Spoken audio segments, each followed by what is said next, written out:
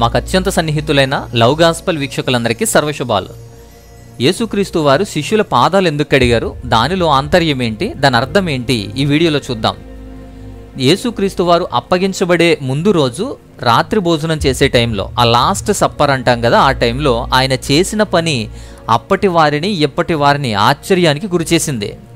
యోహాను సువార్త 13వ అధ్యాయంలో మొదటి 7 వాక్యాలు చూడండి.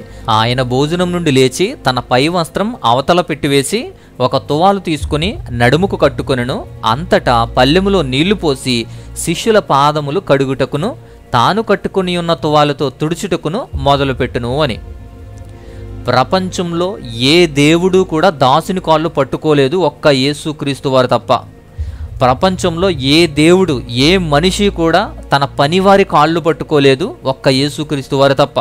ప్రపంచంలో ఏ మనిషి కూడా తన పనివారి యొక్క కాళ్ళు కడగలేదు, కాళ్ళు పట్టుకోలేదు, ఒక్క యేసుక్రీస్తు వారు తప్ప.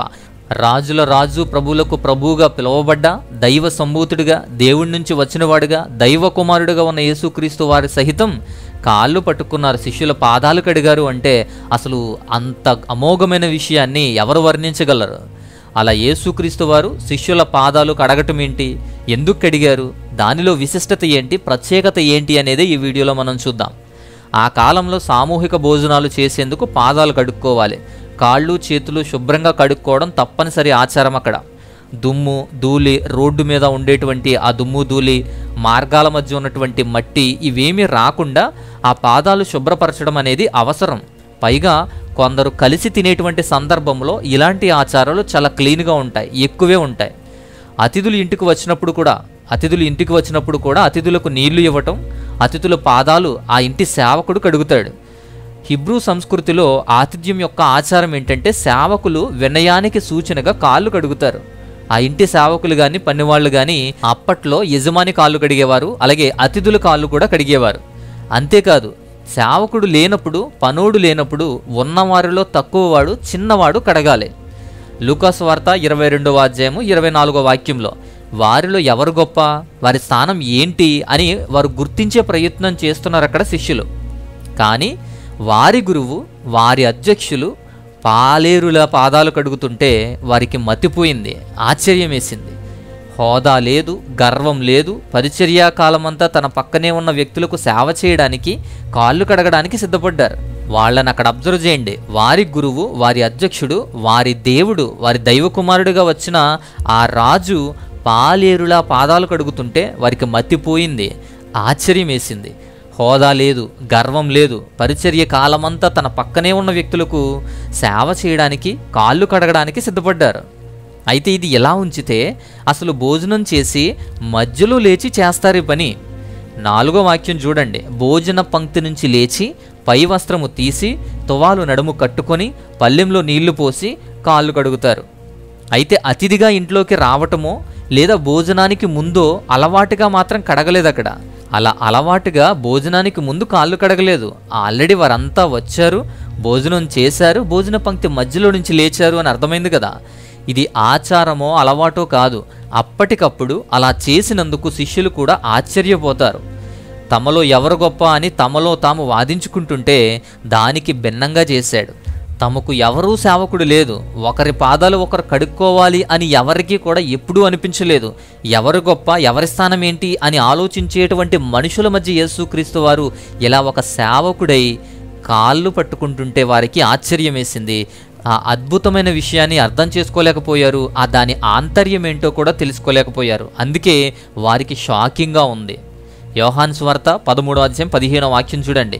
నేను మీకు చేసినట్లు మీరు చేయాలి అంటారు. దానికి ఇదే ఎగ్జాంపుల్ అంటారు, ఇదే మాదిరి. ఎందుకు ఇలా చేశారు అని అంటే వాక్యములో అక్కడ స్పష్టంగా ఉంది, మీరు కూడా ఇలా చేయాలి, మీకు మాదిరిగా చేశాను అంటారు. అది మాదిరి. వాటి నుంచి ఏం నేర్చుకోవాలి, ఏంటా మాదిరి? అసలు కాళ్ళు కడగడానికి కారణం ఏంటి?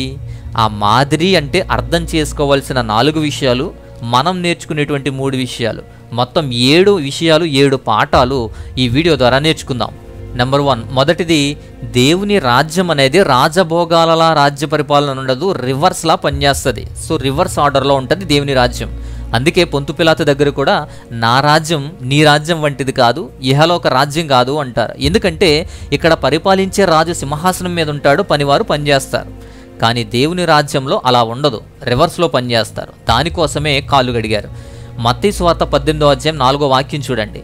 ఆ బిడ్డల తనని తాను తగ్గించుకున్నవాడు ఎవడో వాడే పరలోక రాజ్యంలో గొప్పవాడు అంటారు. దేవుని రాజ్యంలో అలానే పనిచేయాలి, తగ్గింపుతో. తగ్గింపు అనేటువంటి అద్భుతమైన విషయాన్ని యేసుక్రీస్తు వారు ప్రాక్టికల్గా చేసి చూపించారు. ఇహలోక రాజ్యాలు అధికారాలకు విరుద్ధమైనదిగా రివర్స్లో ఉంటుంది.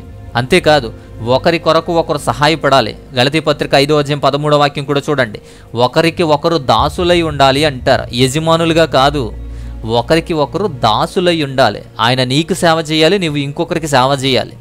ఒకరి పాదాలు ఒకరు కడగాలి. అదే నేర్పించే పాఠం, అదే నేర్చుకోవలసిన పాఠం. చివరి భోజనంలో ఆయన చర్యలు, ఈ పనుల ద్వారా ఆయన అనుచరులుగా, పిల్లలుగా ఎలా జీవించాలో ఆ మాదిరిని చూపించారు.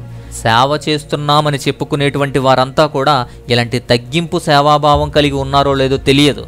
చర్చ్లో 2 కాళ్ళు కడిగినంత మాత్రాన అది తగ్గింపు కాదు. పాదాలు కడిగే సేవ, పెత్తనం చేసే సేవ కాదిది. అధికారం చేసే సేవ కాదిది. పని చేసే సేవ. ఇది తగ్గించుకునే సేవ, తగ్గింపు సేవ, సంపాదించే సేవ కాదిది. మనం ఇతరుల పట్ల ఎలా చూపిస్తున్నామో, ఎలాంటి తగ్గింపు స్వభావం మనకున్నదో అలా చూపే ప్రభావాన్ని బట్టే మన పరిస్థితి ఉంటుంది అని నేర్పించే పాఠం ఇది. ఇక నెంబర్ 2, రెండోది ఏంటంటే మనలను శుద్ధి చేసే ప్రక్రియ. మనల్ని శుద్ధి చేస్తారు. అది క్లీనింగ్, ప్యూరిఫై చేసేటువంటి ప్రక్రియ.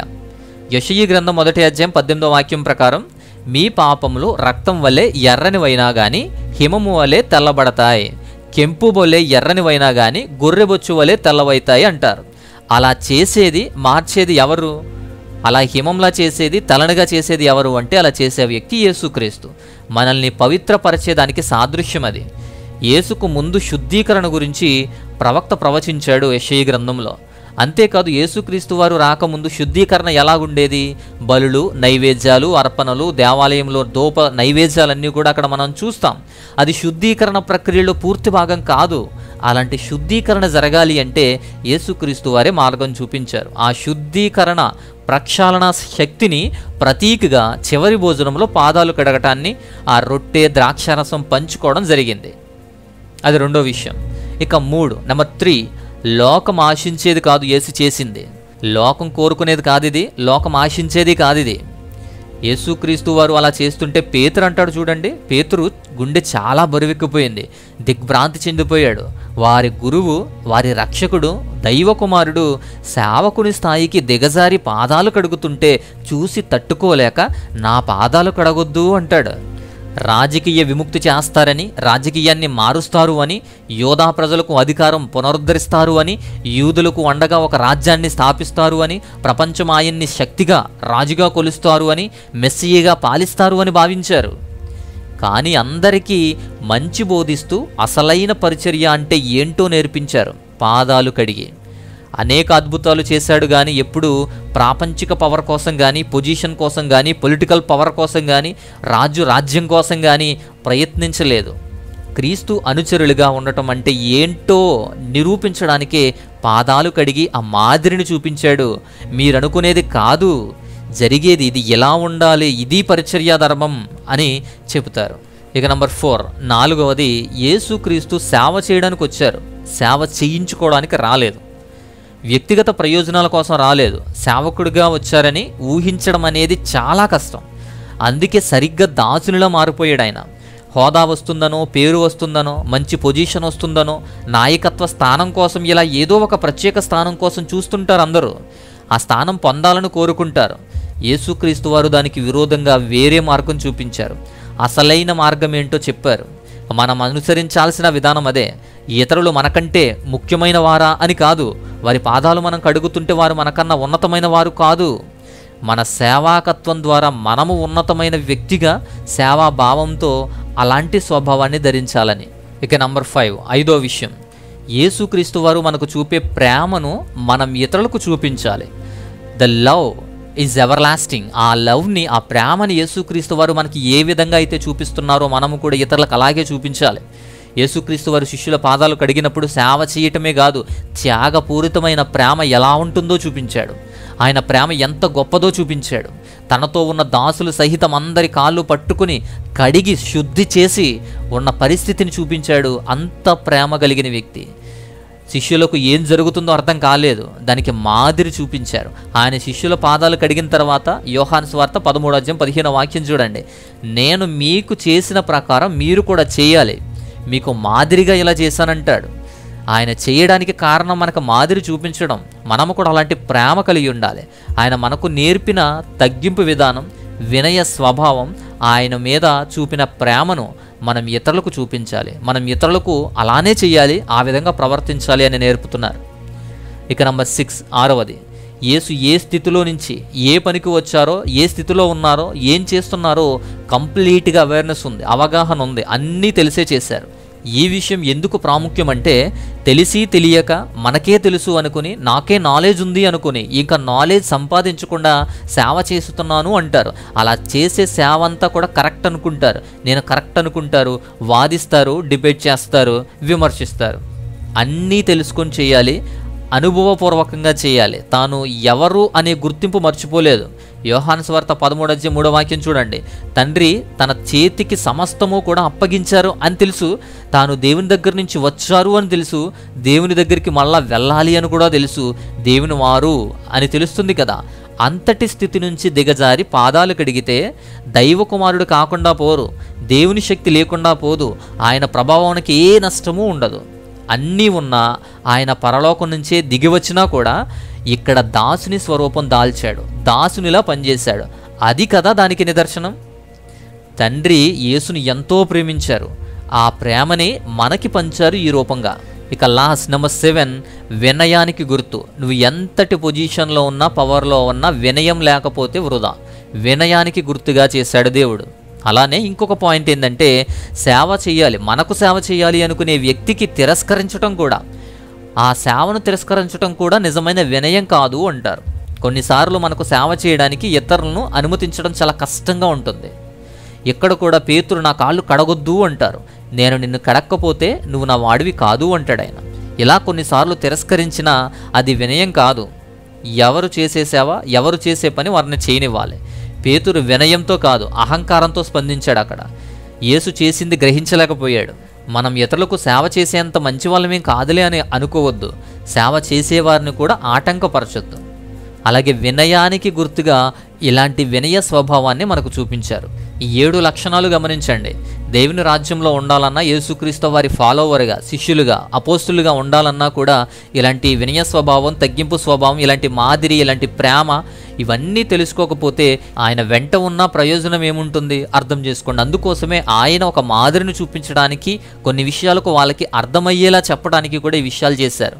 పేతురు లాంటి వాళ్ళు, మిగతా శిష్యులందరూ కూడా కంగారు పడ్డారు, భయపడ్డారు, వద్దన్నారు. వారికి అర్థం కాలేదు. ముందు దేవుని వాక్యాన్ని కానీ, దేవుని మాదిరిని కానీ, దేవుని ప్రేమను కానీ అర్థం చేసుకునే విధానంలో కూడా లోపం ఉండకూడదు. సో ఇలా యేసు దాసునిగా సేవలో ఉండాలి అని నేర్పించారు. వినయం, విధేయత కనపరిచి అసలు సేవకి అర్థం చెప్పారు. అసలైన సేవకు అర్థం అదే. ఇవన్నీ ఆయన పాదాలు కడగటం ద్వారా నేర్పించే పాఠాలు. యేసుక్రీస్తు అందుకే శిష్యుల పాదాలు కడిగి తువాలతో తుడిచారు. అయితే ఇది అర్థమయ్యిన తర్వాత మనము కూడా పాదాలు కడిగి తువాలతో తుడవాలి అని అర్థం చేసుకుంటారేమో. అలాంటి మాదిరి చూపించారు. అలాంటి స్వభావంతో, వినయంతో, తగ్గింపుతో ఇతరులను ప్రేమించాలి. ఇతరుల పట్ల అధికారంగా కానీ, అహంకారంగా కానీ, యాజకునిగా కానీ కాకుండా వినయంగా ప్రవర్తించాలి అని నేర్పించేటువంటి పాఠం ఇది. అందుకే యేసుక్రీస్తు వారు శిష్యుల పాదాలు కడగటం యొక్క ఆంతర్యమై ఉంది. దాని ద్వారా మనం ఇలాంటి విషయాలన్నీ గ్రహించి ఈ విషయాలు మనం అర్థం చేసుకోవాలి. సో ఇదంతా మీకు అర్థమైంది కదా? అర్థమైంది అని నేను అనుకుంటున్నాను. లైక్ చేయండి, ఇతరులకు కూడా దీన్ని షేర్ చేయండి. మరొక మంచి అంశంతో, అద్భుతమైనటువంటి విషయంతో మరొక వీడియో ద్వారా మరలా వస్తాను. అంతవరకు దేవుని మహా ఉన్నతమైన కృపా కాపుదల మీ అందరికీ తోడయ్యుండి బలపరచును గాక. ఆమెన్.